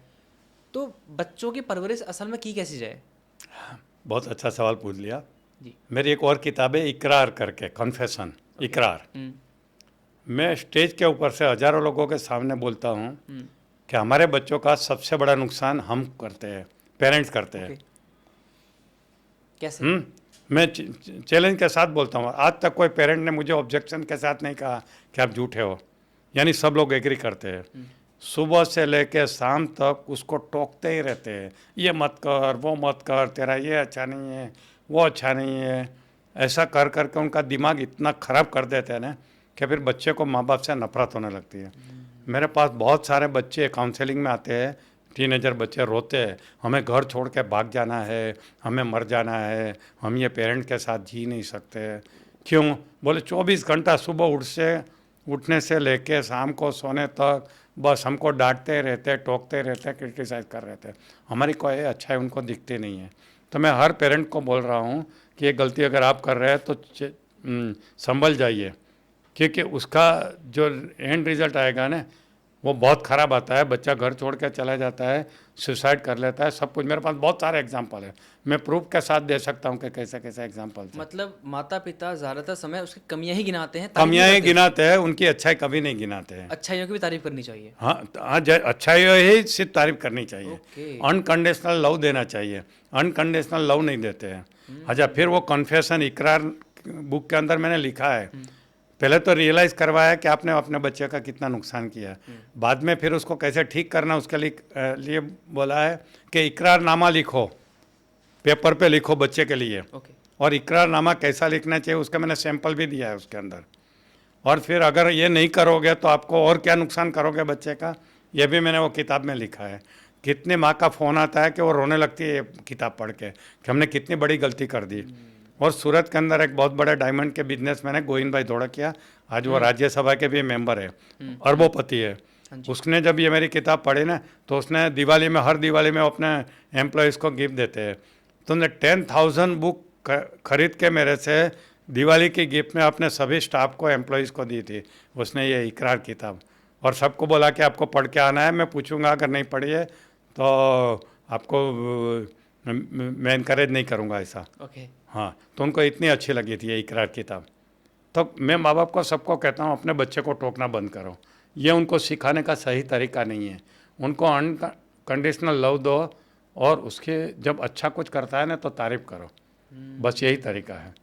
और ख़ास बात तो मैंने देखा है, पेरेंट जो खुद करते हैं वो बच्चे को नहीं करने का बोलते हैं। 24 घंटा खुद मोबाइल में बिजी रहते और बच्चे को बोलते हैं मोबाइल मत ले, खुद तो बंद नहीं करते हैं, तो फिर बच्चा कैसा मानेगा। फिर सही बच्चा भी आजकल इंटेलिजेंट हो गया, वो तो आर्ग्यूमेंट करेगा ही, माँ बाप को नफरत करेगा ही। और मैंने तो पूरे स्टूडेंट में पूछा है ग्रुप में कि कितने लोग अपने माँ बाप के रास्ते पे चलना चाहते हो, तो 90% लोग अपने माँ बाप के रास्ते पे नहीं चलना चाहते हैं। ओके। यानी डॉक्टर है तो डॉक्टर बनना नहीं चाहते, फादर के बिजनेस में नहीं जाना चाहते। बड़े बड़े को जानता हूँ, हेल्प विथ योर मनी, मुझे नहीं चाहिए आपका पैसा, आपके साथ बिजनेस में नहीं है ना, सीधा फादर को मुंह पे बोल देते। मेरे सामने हुआ ऐसा, बड़े बड़े करोड़पति के बच्चे को मैंने देखा है आपके बिजनेस। क्यों? क्योंकि परवरिश ठीक नहीं हुई है। ये बहुत ज़रूरी है। तो सर ने अभी किताब के बारे में बताया, वो किताब क्या नाम है? इकरार, कॉन्फेशन अंग्रेजी में। तो उसे आपको जरूर पढ़ना चाहिए। सर मेरा अगला सवाल, बहुत सारे लोग ना आज के समय में आदतों से बड़ा परेशान है कि हैबिट्स नहीं बनती, हमारी आदतें ख़राब हैं। अगर मोबाइल चलाने की आदत है तो वो लगी हुई है, आदमी उसको घिसे जा रहा है, बिल्कुल पता नहीं कहाँ जाएगा वो घिस घिस के उसे। उसके बाद किसी को बहुत सोने की आदत है, किसी को काम न करने की आदत है, किसी को बहुत खाने की आदत है। तो ऐसी आदतों से इतना परेशान है आज के समय में लोग, उसे बदलना चाहते हैं और कोशिश भी बेचारे करते हैं, लेकिन तब भी बदल नहीं पाते। ऐसा क्यों है कि कोई इंसान आदत बदलना चाहता है लेकिन तब भी नहीं बदल पाता, जबकि उसको पता है कि आदत मेरे लिए ख़राब है? तो कैसे अपनी आदतों को बदला जाए? बहुत अच्छी बात की, उसमें भी एनएलपी में तो टेक्निक है ही। बेसिकली क्या है कि आदत कैसे बनती है, तो एक नया सब्जेक्ट शायद आपने सुना होगा, न्यूरोप्लास्टिसिटी। तो न्यूरोप्लास्टिसिटी करके एक सब्जेक्ट है, जैसे एनएलपी है ना, न्यूरो लिंग्विस्टिक प्रोग्रामिंग, एक ऐसा न्यूरोप्लास्टिसिटी करके सब्जेक्ट है। वो सब्जेक्ट का फंडा क्या है, जैसे जब मैं मेडिकल कॉलेज में पढ़ता था तो हमें सिखाया जाता था कि ब्रेन के जो सेल्स रहते हैं जिसको न्यूरॉन्स कहते हैं, वो एक बार डैमेज हो गया तो ठीक नहीं होता है, वो रिपेयर नहीं होता है। और वो परमानेंटली डैमेज रहते हैं, इसलिए कभी पैरालिसिस हो गया तो पैरालिसिस ठीक नहीं होता है। ऐसा हमें सिखाया जाता था कि ब्रेन के न्यूरॉन्स है वो कभी भी रिपेयर नहीं होते हैं। अब न्यूरोप्लास्टिसिटी करके रिसर्च हुई है, वो ये कहती है कि पूरा ब्रेन नया डेवलप हो सकता है, you can redevelop the brain neuroplasticity की मदद से। नए न्यूरॉन्स बन सकते हैं, न्यूरॉन्स के बीच का कनेक्शन इंप्रूव हो सकता है, नंबर ऑफ कनेक्शन बढ़ सकता है, न्यूरॉन्स की कैपेसिटी बढ़ सकती है। ये सब कुछ न्यूरोप्लास्टिसिटी करके सब्जेक्ट में आता है, जिसके ऊपर मेरी किताब आ रही है एक और, अच्छा, कोई किताब और आ रही है न्यूरोप्लास्टिसिटी के आपकी? ऊपर आ रही है। हाँ, गजब, तो जबरदस्त। क्या होता है कि हमारा जो ब्रेन होता है, ये ब्रेन हमारा जो है बॉडी का 2% ऑफ द पार्ट। हम्म, जैसे हमारा 50 किलो का ये है वजन है, तो हमारा 2 किलो 2.5 किलो का ये ब्रेन का वजन होता है। यानी बॉडी का 2% ऑफ द पार्ट वाला ऑर्गन है, वो हमारे 60 to 80% एनर्जी यूज़ कर लेता है अगर कंटिन्यूसली काम करेगा तो भगवान ने एक ऐसे ट्रिक बनाई है कि हैबिट नाम की चीज़ बना दी है। तो हैबिट क्या होती है कि ऑटोमेटिक काम करते जाओ, उसके लिए सोचना नहीं पड़ता है। ना ना। तो एक ब्रेन की ट्रिक है। तो हम ज़्यादातर जो पूरे दिन में काम करते हैं, उसमें 80% काम तो आउट ऑफ हैबिट करते हैं। गाड़ी चलाना, नहाना, ब्रश करना, खाना, बहुत सारी बातें आउट ऑफ हैबिट हो जाती है हमारी, ऑटोमेटिक हो जाती है। तो ब्रेन क्या ट्रिक करता है कि जो काम हम पहले बार बार करते थे, तो वो करने के लिए जो ब्रेन में सिग्नल एक दूसरे को पास होते हैं, वो सिग्नल बार बार पास होते हैं, तो उनका एक हाईवे बन जाता है। तो हाईवे के ऊपर सिग्नल चालू रहते हैं, जिसको न्यूरोलॉजिकल ट्रैक कहा जाता है। और न्यूरोप्लास्टिसिटी का सिद्धांत है न्यूरॉन्स विच वायर टुगेदर। जो न्यूरॉन्स एक दूसरे से ज़्यादा बात करते हैं, वो एक दूसरे से ज़्यादा जुड़ जाते हैं। तो ब्रेन में न्यूरोलॉजिकल ट्रैक बन जाता है, और एक बार कोई काम का ट्रैक बन गया, फिर ब्रेन को सोचना नहीं पड़ता है, वो चीज़ ऑटोमेटिक क्रिया बन जाती है। सुबह उठ के ब्रश करने की जैसे क्रिया से लेके जितने भी ऑटोमेटिक क्रिया है। तो ये हैबिट दो टाइप की होती है, अच्छी हैबिट और बुरी हैबिट भी। तो शुरुआत में हमने उसको कॉन्शियसली किया था, निगलेक्ट किया था वो चीज़ को ठीक करना है, तो धीरे धीरे वो न्यूरोलॉजिकल ट्रैक बन गया। तो अब वो ट्रैक पे गाड़ी चल रही है और वो हैबिट चलती रहती है। जैसे लेट तक जागने की आदत, लेट उठने की आदत, सोशल मीडिया में बिजी रहने की आदत, इवन दारू की आदत। पहले वो चीज़ में मज़ा आता है, तो मज़ा आता है तो बार बार करते रहते हैं। फिर जब वो हमारी आदत बन जाती है, जब ट्रैकिंग बन जाता है यहाँ पे ब्रेन में, तो बाद में ऑटोमेटिक हो जाती है। तो उसके लिए हमें न्यूरोप्लास्टिसिटी का सहारा लेकर नए ट्रैक बनाने पड़ेंगे, और नए ट्रैक बनेंगे तो पुराने ट्रैक ऑटोमेटिकली बिना काम के होंगे तो ख़त्म हो जाएंगे। जैसे जंगल के एक रास्ते से जा रहे हैं, घास में से जा रहे हैं, तो एक पगडंडी बन जाती है, कुछ लोग चल रहे हैं, तो जितने ज़्यादा लोग चलेंगे इतना रास्ता चौड़ा होता जाएगा, और जितना बंद करेंगे वैसे वो रास्ता कम होता जाएगा। ठीक है, बिल्कुल वैसा ही है। हमारे ब्रेन में भी ऐसे रास्ते बनते हैं, न्यूरोलॉजिकल ट्रैक बनते हैं। तो उसके लिए क्या करना है, आपको नए ट्रैक बनाने हैं। तो उसके लिए डिज़ायर होनी चाहिए, नॉलेज होनी चाहिए, और स्किल होनी चाहिए। कोई भी हैबिट को चेंज करने के लिए 3 चीज़ होनी चाहिए। ये तीनों का संगम है तभी होता है। इच्छा होनी चाहिए, पता होना चाहिए कि हैबिट मुझे बहुत नुकसान करती है। तो ये हैबिट बंद करने के लिए मुझे एक अभी छोटी सी सिर्फ हैबिट है चाय पीने की, वो भी मैं 2 बार पीता हूँ, कभी कभी एक ही बार पीता हूँ। तब मेरा अगले 1-2 महीने का गोल है कि मुझे चाय बिल्कुल बंद करनी है, जो मैं 50 साल से पी रहा हूँ, 50-60 साल से पी रहा हूँ। है, इतना नुकसान नहीं करती है कोई ज़्यादा। आपने सुना नहीं होगा कि चाय से ज़्यादा नुकसान होता है, मगर माइक्रो भी नुकसान करता है, तो क्यों रखना चाहिए। तो डिज़ायर होनी चाहिए, फिर नॉलेज होना चाहिए कि कैसे ये इसको चेंज करें, और फिर उसकी किल करने का तरीका पता होना चाहिए। ये तीनों का कम्बिनेशन से होता है। लोगों को शायद डिज़ायर होती है, नॉलेज होता है, मगर स्किल नहीं होती है। स्किल होती है, नॉलेज होता है, मगर डिज़ायर नहीं होती है करने की। ये तीनों का राइट कम्बिनेशन नहीं होता है, इसलिए हैबिट चेंज नहीं होती है। ओके, आपने हमें बताया कि हैबिट्स कैसे बनती हैं और कैसे उसे बदला जा सकता है। जो चीज़ बार बार करो वो बन जाती है, तो उसके ऑपोजिट हैबिट बनाओ तो हो जाती है। ओके। दूसरा एनएलपी के अंदर भी एक है, न्यूरो लिंग्विस्टिक प्रोग्रामिंग में, कि मान लो आपको सिगरेट की हैबिट है, उसके बिना नहीं रह सकते, आपको छोड़नी है। तो दूसरी बात क्या है कि कोई भी चीज़ हम जो शुरू करते हैं ना, तो प्लेजर एंड पेन का प्रिंसिपल होता है। टोनी रॉबिन्स हमेशा कहता है कि हमारा मोटिवेशन 2 चीज़ों से आता है, कि हमारा प्लेजर पाने के लिए या आनंद पाने के लिए, या पेन को दूर रखने के लिए। अब शुरू में जब आपने सिगरेट शुरू किया था तो मज़ा आता था, तो आप पीते रहे, बाद में सिगरेट ने, टोबैको ने आपको जकड़ लिया, आपकी आदत हो गई। अब आपको सिगरेट पीने में मज़ा आता है, इसलिए आपकी आदत छूटती नहीं है। ठीक है, उसको पेन में बदल दो, तो फिर सिगरेट छूटेगी। जब तक प्लेजर मिलेगी। तो प्लेन में बदलना है तो आपको यहाँ नए ट्रैक बनाने पड़ेंगे। अभी आपके सिगरेट के साथ ये प्लेजर के ट्रैक बने हुए हैं। अब ये ट्रैक बनाने के लिए ज़रूरी नहीं कि एक्चुअली कोई काम करो, आप वर्चुअली भी कर सकते हैं। आजकल का ज़माना में सबको मालूम है एक्चुअल क्या होता है, वर्चुअल क्या होता है। जो हम इमेजिनेशन में करते हैं वो वर्चुअल होता है। वर्चुअल होता है। तो आप मान लो सिगरेट पीते हो, आपको मज़ा आता है, तो वो ट्रैक बन गया। अभी आपको नए ट्रैक बनाए, सिगरेट पीते हैं तो आपको उल्टी होती है, आप गिर जाते हैं। सिगरेट पीते हैं उल्टी होते हैं, अच्छा, उसका उल्टा सोचना है। उल्टा सोचना है।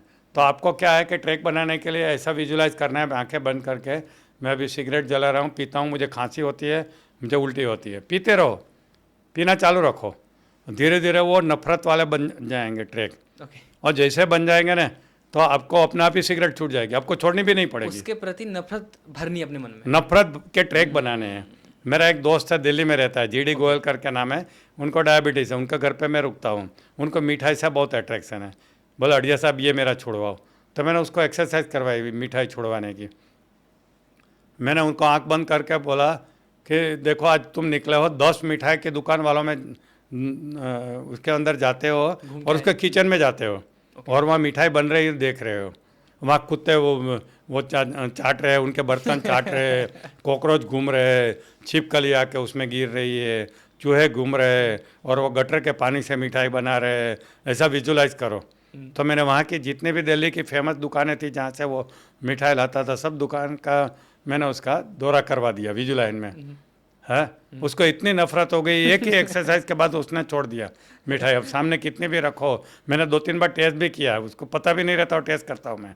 गोयल साहब ये खा लो, भले नहीं खानी है मुझे इसमें कीड़े दिखते हैं, मुझे इसमें छिपकली दिखती है। ओके। क्योंकि वो ट्रैक बना दिए, उनके नफरत के ट्रैक बना दिए, तो ऑटोमेटिकली वो आदत छूट जाती है। सभी हैबिट का ऐसा ही रहता सर है। ने बड़े कमाल की चीज़ बताई हैं, ये बड़ी ध्यान से सुनने वाली बातें हैं अगर आपको एक्चुअल में जीवन को बदलना है तो। सर इसके बाद अब बात करते हैं, आप सर लेखक हैं, 127 किताबें आप लिख चुके हैं। अब बहुत सारे लोगों का सर सपना होता है जो किताब लिखे। सर मेरा भी सपना था, मैंने सर अपनी किताब लिखी जिसका नाम है संघर्ष से सफलता की ओर। और सर बड़ी शिद्दत से मैंने अपने हाथ से लिख लिख के एक एक शब्द मैंने खुद लिखे हैं और 6 महीने लगा के मैंने किताब लिखी। लगभग 220-25 पेज की किताब है हमारी। अब सर बहुत सारे लोग ना लेखक बनना चाहते हैं कि मेरी भी किताब हो। अब सर मेरी पढ़ाई हाई होना ही स्कूल तक चाहिए, होना ही चाहिए। आपकी लीगेसी है, विरासत में छोड़ के विरासत जाना में है है। आपको। तो सर मेरी भी इच्छा थी कि मैं किताब लिखूंगा और मेरी सर मात्र पढ़ाई हाई स्कूल तक है। 2014 में मेरी पढ़ाई छूट चुकी थी, पारिवारिक चीज़ें थी। मैं क्योंकि मेरे पिताजी एक्सपायर हो चुके थे तो मैं पढ़ाई नहीं कर पाया आगे। काम किया, मेहनत की, अपना नाम बनाया। उसके बाद फिर मैंने कहा मैं किताब लिखूंगा अपनी एक लीगेसी के लिए, ताकि मैं लोगों की ज़िंदगी को ट्रांसफॉर्म कर पाऊँ। अब बहुत सारे लोग सर लेखक बनना चाहते हैं।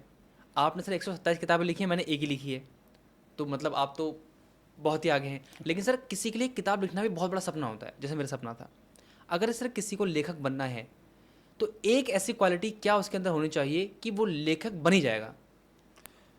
पहली बात तो इच्छा होनी चाहिए, प्रबल इच्छा होनी चाहिए। आप बोल रहे थे 10 किताब पढ़ा हुआ, वो कोल्हापुर नाम याद आ गया, महाराष्ट्र का सिटी। कोल्हापुर में विठल कोटेकर है, उसने 5 से 7 किताबें लिखी है और सभी बेस्ट सेलर है। 10 तक पढ़ा हुआ लड़का है। क्या बात। तो कितना भी पढ़ा हुआ हो ऐसा नहीं। शिव खेड़ा 10 पढ़े हुए है ना, हाँ है ना, जी हाँ। और इतनी बड़ी अच्छी किताब लिखी है जो मिलियंस ऑफ कॉपी आपकी बिकी। राइटिंग स्किल अच्छी होनी चाहिए, क्या सोचते हैं कैसे हैं? तो कहने का मतलब है एक तो ज़बरदस्त इच्छा होनी चाहिए, ओके। और अगर कोई गाइडेंस मिल गया और बढ़िया है। तो अच्छा है। देखो डॉक्टर सेता कोई भी, उसने खुद ने 3-4 किताब लिखी है। परसों हम मिले तो बोला कि हम दोनों एक साथ में किताब लिखे, तो अब हम दोनों ने प्लान किया है साथ में लिखने के लिए क्या कि हम दोनों लिख रहे हैं ऐसा। तो कोई अगर पार्टनर ऐसा मिल गया जो एक्सपीरियंस है तो और अच्छा है, क्योंकि उनका एक्सपीरियंस का साथ मिलता है, उनकी वजह से उनके नाम से आपकी बिकती है।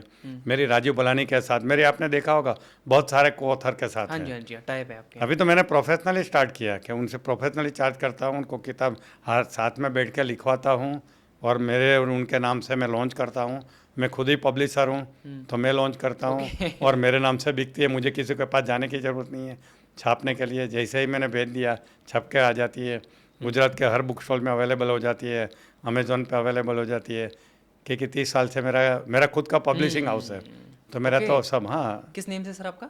अड़िया इंटरनेशनल करके है। ये मेरी किताब सब मेरे अच्छा, पब्लिशिंग आप हाउस ही- से बन रही है। ओके, आप ही छापते हैं सब? हाँ और मैं, दूसरों को भी छापते हैं? हाँ हाँ बिल्कुल, मेरा पब्लिशिंग हाउस है। क्या बात है, ऐसा है। ज़बरदस्त। ओके जी। तो मैं उनकी बुक मार्केट में ला देता हूँ फटाफट। अभी गर्भ संस्कार करके आ रही है, अभी मेरी 5 किताब आ रही है ये दिसंबर के पहले।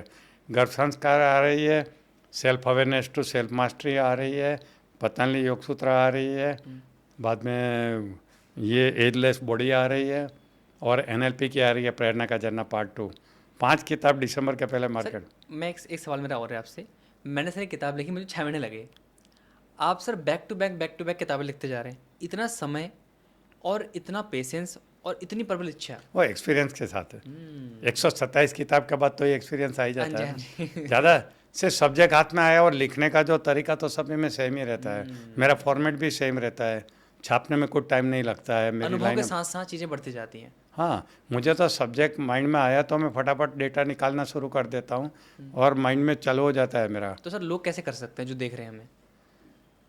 पहले तो इच्छा करिए, ठीक है। बाद में अगर प्रोफेशनली करना है तो हमारे पास आइए, हम कर देंगे आपको, सर को कांटेक्ट लेखक कीजिए। बना देंगे। ऑफकोर्स आपको प्रोफेशनल फीस देनी पड़ेगी, बट क्या होता है, ऐसा बहुत लोग हैं जिन्होंने मेरे साथ किताब लिखी है और उसका फिर जिनके पर रॉयल्टी भी तो मिलेगी। ऑब्वियसली बात है। तो हो सकता है मुझे जो फीस दी उससे ज़्यादा वो रॉयल्टी कमा ले। ऐसे बहुत ऑथर है जिसने मुझे फीस दी उससे ज़्यादा रॉयल्टी कमा रहे हो, क्योंकि ऐसा नहीं है कि बाद में रॉयल्टी नहीं मिलेगी। रॉयल्टी नहीं मिलेगी, ऐसा वो होता जीवन है। भर मिलती रहेगी जब तक जीवन भर मिलेगी। उसको रॉयल्टी मिलती रहेगी, और अच्छी मेहनत की तो रॉयल्टी भी वापस आ जाएगी और भी कमाई हो जाएगी। और ऐसा भी नाम होता है, नाम भी बन जाएगा। नाम भी बन जाएगा। तो मेरे पास आ सकते हैं, अगर प्रोफेशनली करना है तो मैं आपको सिखाता भी हूँ, आपके हाथ पकड़ के लिखवाता हूँ भी हूँ किताब। मेरे नाम के साथ आपका नाम जोड़ के मैं मार्केट में लॉन्च भी करता हूँ, ये क्या सब बात कुछ है। तो करता हूँ। सारे काम एक ही जगह पे आपको मिल जाएंगे अगर एक आपको ही- लेखक बनना है तो। लेखक बाकी सर बनना ने है। बताया कि प्रबल इच्छा होनी चाहिए, बाकी फॉर्मेट वो आपको सीखनी पड़ेंगे क्योंकि बिना अनुभव के तो आप सीख नहीं पाओगे, नहीं आप पाओगे। लिख ही नहीं पाओगे। सर अगला सवाल मेरा आपके लिए, जैसे सर फॉर एग्जांपल मुझे काम करना है और मैंने काम किया भी नहीं है, लेकिन मन ने ऐसे काल्पनिक इमेजिनेटिव फेयर मेरे माइंड के अंदर क्रिएट करने शुरू कर दिए हैं कि अब मैं उस काम को करना चाहता हूँ, लेकिन वो कोई ऐसा डर मेरे सामने लेके आ जाता है जो हुआ भी नहीं है, जो काल्पनिक है, जो कल्पना में है, इमेजिनेशन में है। अब उस डर के कारण मैं आज काम नहीं कर रहा हूँ, जबकि वो अभी मेरे साथ हुआ भी नहीं है और शायद कभी होगा भी नहीं। तो सर ये काल्पनिक जो डर लोगों के अंदर बैठ जाते हैं कि अगर मैंने ये किया ये हो गया तो सर ये एक ऐसा शब्द है कि इसकी वजह से ना जाने कितने लोगों ने अपने सपनों को मार दिया। तो ये काल्पनिक डरों से कैसे बाहर निकलें ताकि हम सफलता की तरफ आगे बढ़ जाएं? नहीं, इसका पहला कारण तो डिप्रेशन का एक पार्ट होता है काल्पनिक भाई। ओके। एक मानसिक बीमारी होती है, तो अगर वो डिप्रेशन के कारण है तो जब तक उसकी दवाई नहीं होगी तब तक वो काल्पनिक भय नहीं निकलेगा। ओके। बाकी एनएलपी में कुछ टेक्निक है जिससे आप काल्पनिक भय को निकाल सकते हैं, फियर को निकाल सकते हैं। और एक फोबिया भी होता है, इसको भी काल्पनिक भय कहते हैं, ओके। जो फास्ट फोबिया क्योर करके एनएलपी उसकी वजह से तो फेमस हुआ। मेरे पास एक आदमी आया था, उसको लिफ्ट का फोबिया था, लिफ्ट में नहीं बैठता था, ओके, कितना लिफ्ट भी में। ऊंचा जाना है तो सीढ़ी चढ़ के आता था। मैं 10 मिनट एक्सरसाइज करवाया और उसको अकेला 10 बार मैंने लिफ्ट में ऊपर नीचे भेजा, 10 मिनट के अंदर ये हो जाता है। छिपकली का फोबिया होता है, काल्पनिक भय होता है ये सभी काल्पनिक होते चीज़। हैं। एक बम्बई का बिल्डर था, उसको हॉस्पिटल का फोबिया था और उसको डायबिटीज़ था और किडनी फेल हो गई, तो उसको डायलिसिस के लिए जाना पड़ता था और हॉस्पिटल जाने से डरता था। तो वही एनएलपी की टेक्निक से मैंने उसका डर निकाला। तो एनएलपी के आजकल एनएलपी के अंदर इतनी सारी टेक्निक है कि जिससे हमारे डे टू डे बहुत सारे प्रॉब्लम्स है वो जल्दी से सोल्व होते तो हैं। एनएलपी जैसे सबको आप, सीखनी चाहिए। हाँ, न्यूरो लिंग्विस्टिक प्रोग्रामिंग, जैसे आपने बताया था एंग्जाइटी आजकल बहुत कॉमन है। कॉमन है। एंग्जाइटी में वो फाउंटेन टेक्निक है कि एक सामने फुहारा है, तो आप कल्पना करो कि आपकी एंग्जाइटी कहाँ हो रही है, उसको एक आकार दो, उसको कलर दो, उसको फर्नेस दो, और बाद में वो फाउंटेन टेक्निक से उसको एंग्जाइटी को निकालो। तो ऐसी टेक्निक है। तो मेरी वाइफ को होते थे, तो मेरी वाइफ को मैंने 5 मिनट बिठा के करवा दिया, तो आज कितने महीने हो गए उसको अभी नहीं हो रही है। मेरी एक भतीजी है, उसको भी हो रही थी, एक ही टेक्निक से चला गया उसका। तो आजकल तो एनएलपी में बहुत सारी ऐसी टेक्निक है जो हमारे ये प्रॉब्लम का सॉल्यूशन है। हैबिट के अंदर भी एक होती है, बबल टेक्निक हम कहते हैं, कि बबल के अंदर बैठो, सामने दूसरा इंसान देखो जो आपका जुड़वा भाई जैसा है और वो हैबिट से वो निकल चुका है, ऐसा देखो, बाद में मर्ज हो जाओ। ओके, अपना बेस्ट वर्जन देखो सामने। आपका बेस्ट वर्जन देखो और फिर उससे मिलो और उसके अंदर मिक्स हो जाओ, तो नई हैबिट आपकी आ जाएगी। अभी ना हमारे पास समय कम है तो हम लिमिटेड ही चीज़ें आपको बता पा रहे हैं, बट ये चीज़ें ऐसी हैं जो सामने बैठ के क्लास लेके प्रैक्टिस करके बिल्कुल। घंटे 2 घंटे लगा के तब जाके ये आप सीख सकते हो, उसके बाद आप बाहर निकल सकते हो। लेकिन सर ने जो कुछ चीज़ें बताई हैं, अगर आपने एक भी पकड़ ली तो गेम चेंज आपका हो जाएगा। सर मेरा इस पॉडकास्ट का आखिरी सवाल आपके लिए, बहुत सारे लोग जीवन में आगे बढ़ना चाहते हैं लेकिन उनके पास एक सही माहौल नहीं होता जिस माहौल में रह के वो अपने आप को ग्रो कर सकें। क्योंकि सर मेरा जो बैकग्राउंड था, मैं गांव से हूँ, हमारी झाड़ की झोपड़ी हुआ करती थी 2020 तक, जब तक मैंने काम की शुरुआत नहीं की थी। जो मेरे पिताजी थे उनका देहांत 2012 में हो गया था। तो एक ऐसे माहौल में बचपन से ही मैंने अपने पिता को अल्कोहल कंज्यूम करते देखा, घर में जो लड़ाई करते देखा, और उसके बाद आसपास भी वैसा माहौल देखा जो अल्कोहलिक हैं, माहौल ख़राब है, गाली गलौज हो रही है, एक दूसरे की बुराई हो रही है, एक दूसरे की टांग खींच रहे हैं। इस तरह का माहौल मैंने देखा और बचपन से ही मतलब उसी तरह के माहौल में मैं रहा अभी अपनी 22 साल की उम्र तक। अभी फिर मैंने हाल में ही वहाँ से बाहर निकला। तो मुझे एक चीज़ समझ में आई कि अगर लाइफ में हमें आगे बढ़ना है तो माहौल होना बहुत ज़रूरी है, एक सही माहौल। अब बहुत सारे लोग सर हमें अभी देख रहे होंगे, तो वो कैसे अपना माहौल बदल सकते हैं और माहौल का क्या असर उनके ऊपर पड़ सकता है अगर वो उसी माहौल में रहे जिस माहौल में वो रह रहे हैं। तो ऐसा माहौल कैसे ढूंढेंगे ताकि वो हम जीवन में आगे जाने का प्रयास कर पाएँ। Very good question. जी। आप ओपरा विनफ्रे को जानते हो? उनकी बायोग्राफी पढ़ो। और आप जो माहौल में बड़े हुए उससे ख़राब माहौल में वो बड़ी हुई है। 13 साल की उम्र में उसके ऊपर रेप हुए हैं, उनके फादर मदर ने छोड़ दिया था और क्या क्या उनका देखोगे तो सबसे ख़राब माहौल में। अभी अमेरिका की सबसे पावरफुल लेडी बनी है वही माहौल में रह के। नेल्सन मंडेला, सुवेटो करके एक स्लम एरिया है जोनसबर्ग के बाहर, जैसे बम्बई में धारावी है ना, वैसे ही एक है। 10 लाख से ज़्यादा लोग वहाँ रहते हैं। जो मैं पर्सनली जाके विजिट किया हूँ इसका, नेल्सन मंडेला का बर्थ प्लेस वहाँ पे सुवेटो में। वो साउथ अफ्रीका के ऐसे प्रेसिडेंट बने थे कि जब उनका डेथ हुआ वो 100 से ज़्यादा कंट्री के हेड उनकी स्मशान यात्रा में आए थे बिना बुलाए। इतनी सक्सेस किसी के नहीं हुई। और वो ऐसे वातावरण में बड़े हुए जो वातावरण की आप बात कर रहे हो। तो सर आप ये कहना चाहते हैं कि एक मिनट रुको, जी। मेरी बात करूँ तो मैं भी पत्रे के घर में बड़ा हुआ हूँ। ओके। MBBS हुआ, मेरी शादी हुई तब तक हम पत्रे के घर में रहते थे एक कमरे में। ओके। और वहाँ से मैं निकला हूँ। मेरे घर में साइकिल भी नहीं थी है।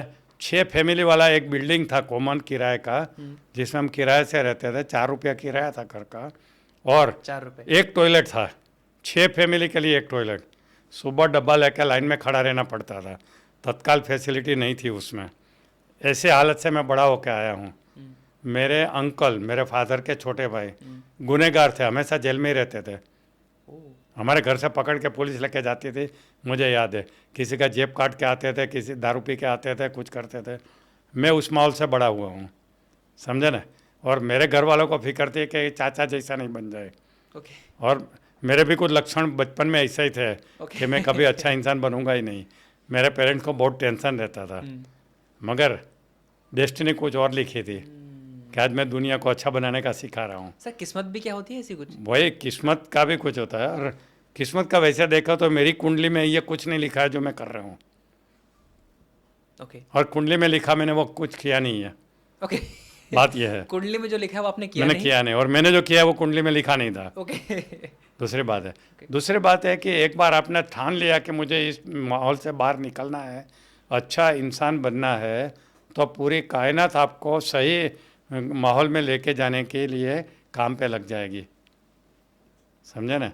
आपको जब वो माहौल से नफरत हो जाए कि मुझे इस माहौल में नहीं रहना है, मुझे अच्छे माहौल अच्छा, में, नफरत होनी चाहिए आपको उस माहौल से? हैं, हाँ, नफरत होनी चाहिए। ऐसी नफरत पैदा करो और अपने सबकॉन्शियस माइंड को कमांड दो कि मुझे जल्दी से जल्दी यहाँ से निकालो, मुझे अच्छे माहौल में जाना है क्योंकि मुझे बुरा काम करना है। वो कुछ ना कुछ तो ऐसा करेगा। सबकॉन्शियस माइंड कुछ ना कुछ रास्ता बना देगा कि आप वहाँ पहुँचोगे। राजू बन गया जेंटलमैन करके शाहरुख खान के फिल्म में देख लेना, इसके ऊपर है पूरी। वो माहौल से निकलने के लिए बम्बई आता है एक बड़ा इंसान बनने के लिए, जेंटलमैन बनने के लिए, और उनकी पूरी कोशिश से देखोगे तो पता चलेगा कि पूरा सबकॉन्शियस माइंड का ही स्टोरी है वो।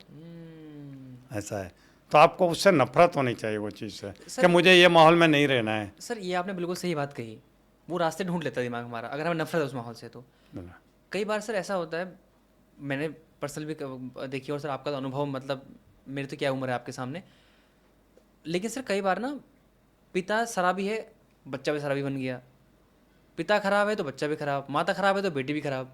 आपकी चॉइस होती है, वही तो है।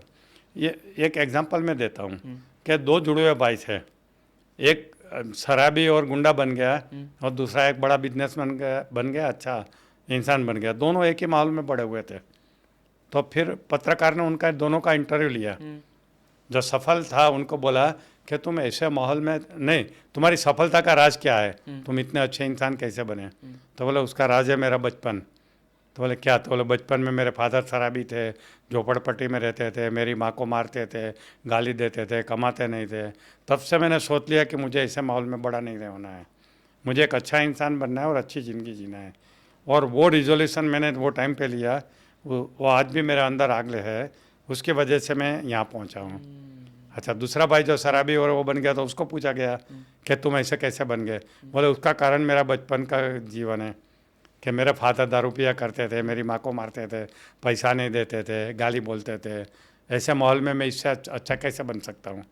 ये एक्सेप्टेड दैट थिंग है। यानी मैं कि सर इसमें कैसे बन सकता हमारे कर्म हूँ? हमारे बताओ हाथ कि में है। ऐसी हालत में मैं कैसे बड़ा इंसान बन सकता हूँ, अच्छा कुछ कर ही सकता हूँ। इसकी वजह से मैं भी वो बन गया। तो कहने का है कि वो आपकी चॉइस है यार, उसमें निकलना है कि उसमें शिकार करके वही जिंदगी जीनी। Life it's all about your choice. It's your choice, it is all choice. मैं देखो ना, मैं भी ऐसे बैकग्राउंड से हूँ। मुझे याद है मेरे चाचा को मैं जेल में मिलने को जाया करता था, ओके। मेरे फादर के साथ। मुझे याद है मेरे घर से हाथ हाथ कड़ी डाल के लेके जाते थे पुलिस वाले, मुझे याद है वो दिन। और फिर भी मैं अच्छा इंसान बना ना।